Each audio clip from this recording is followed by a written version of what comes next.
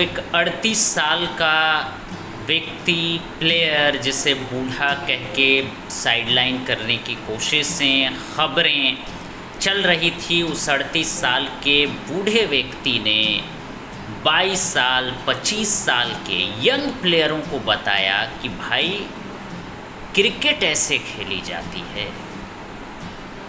Trophies ODI series की एक अगर आप टूर्नामेंट की ट्रॉफ़ी छोड़ दें तो जितनी भी ट्रॉफ़ियाँ होती हैं एक एज अ प्लेयर की, ख़ासतौर पे एक as a batter as a leader, वो सारे रोहित शर्मा ने कलेक्ट कर लिए हैं भाई, उनको मिला है। चाहे मैन ऑफ द सीरीज़ की बात हो, मैन ऑफ द मैच की बात हो, impact player of the match की बात हो, तो उन्होंने ये बता दिया कि भाई मेरे पास आगे की पूरी प्लानिंग है, मेरे पास फॉर्म भी है। और जो एक लाइन कही जाती है ना क्रिकेट में, बहुत लोग कहते हैं बड़े बड़े मंच पे बैठ के कि भाई form is temporary, class is permanent, ऐसी लाइनें कहते हैं ना, लगता है कि यार मतलब कहाँ से ये व्यक्ति आया। लेकिन जब उसको रियल लाइफ में फॉलो करने की बात आती है, उसको अप्लाई जब करना होता है तो वहाँ पे बचते हैं लोग। वो कहते हैं कि नहीं नहीं नहीं भाई, फॉर्म में नहीं है, नहीं आ पा रहा है, तो अब उम्र भी हो गई है, तो अब तो ये सब चीज़ मिला के अब बाहर होना चाहिए यार खिलाड़ी। लेकिन देखिए कि रोहित शर्मा का इम्पैक्ट नज़र आया है उस मैच में। उस आखिरी मैच में आप सिडनी का मैच अगर पकड़ेंगे तो सिडनी के मैचेस में रोहित शर्मा की इन्वॉल्वमेंट भी रही एज अ ग्राउंड पे। जब वो फील्डिंग कर रहे थे बॉलर्स को, आप हर्षित राणा को जो एक विकेट मिली थी ओवेन का, वो विकेट रोहित शर्मा की वजह से मिली थी। रोहित शर्मा ने उनको इंसिस्ट किया था स्लिप के लिए, नहीं तो उन्होंने शुभमन गिल को मना कर दिया था।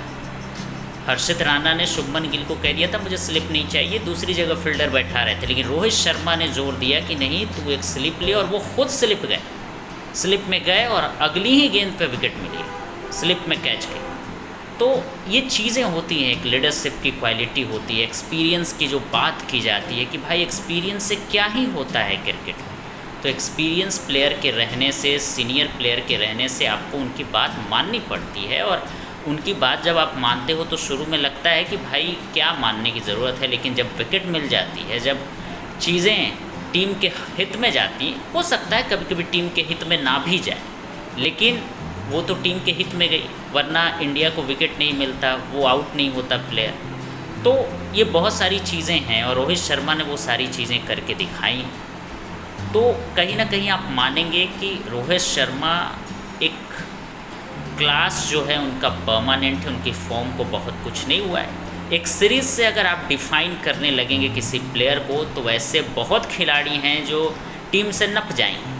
सीरीज़ के मापदंड पे अगर आप देखना चाहेंगे तो वेस्ट इंडीज़ सीरीज़ में शुभमन गिल का बल्ला खामोश रहा था, तो क्या आप उस सीरीज़ से आप अगले सीरीज़ में आप शुभमन गिल को कप्तानी से हटा देंगे? क्या उनको मौका नहीं देंगे? तो ये जो एक चल रही है लॉबी में, बहुत सारी बातें होती हैं, लेकिन चलती है कि भाई सीरीज़ ये ख़राब गया।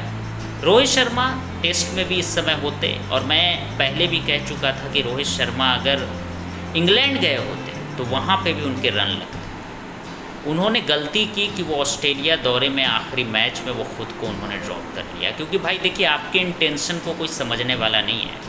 आपके आंकड़े को लोग समझेंगे कि आप बाकी के 3 मैचों में आप फ्लॉप हो गए, तो अगले मैच में आप दबाव में आके आप ड्रॉप हो गए, यही लोग समझेंगे। आपने भले ही टीम हित के लिए किया कि नहीं भाई अभी मेरे बल्ले से बॉल कनेक्ट नहीं हो रहा है, तो छोड़ो एक अच्छा प्लेयर खेल जाए वहाँ, उसके बल्ले से लगे, क्यों मैं उसका जगह भाड़ूं। लेकिन आपने अच्छे हित के लिए किया, लेकिन अगले व्यक्ति को आपके आंकड़े दिखते हैं, वो आपकी इमोशंस की कदर नहीं करता है। तो ये चीज़ें, क्योंकि वो फैंस नहीं हैं कि आपके इमोशंस पे आएंगे। आपने सही सोचकर किया था, आपने सही सोचकर अपने आप को ड्रॉप किया, ये बहुत बड़ा फैसला होता है, ये आसान चीज़ नहीं होती है। और इस बात की सराहना भी हुई, बहुत लोगों ने क्रिटिसाइज़ भी किया। वहीं से संन्यास की बात शुरू हुई। टीम मैनेजमेंट ने प्रेशर बनाया कि हम आपको नहीं देख रहे हैं। लगभग ऐसा ही ओडीआई के लिए भी था कि भाई हम आपको नहीं देख रहे हैं एज अ प्लेयर, इसलिए कप्तानी से पहले हटाया, और कप्तानी से हटाने के बाद एज अ प्लेयर उन्होंने अपने आप को रखा। तो भाई अब रोहित शर्मा की तो खैर अलग खेल चल रही है।